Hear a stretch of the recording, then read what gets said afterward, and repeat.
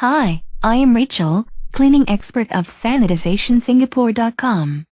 Today I am going to share how to remove water stains from porcelain sink. Does hard water stain porcelain sinks? Yes, water will stain porcelain sinks. When the hard water evaporates, it leaves mineral deposits. Can hard water stains be permanent? Hard water stains can become permanent if left too long. Does vinegar remove hard water stains from porcelain sinks? Vinegar is one of the most effective house cleaning products available, and it's perfect for removing hard water stains. How to get hard water stains off porcelain sink with lemon. 1.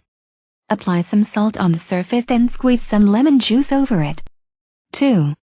Use sponge to scrub the mixture and let it sit for 15 minutes to remove the hard stains.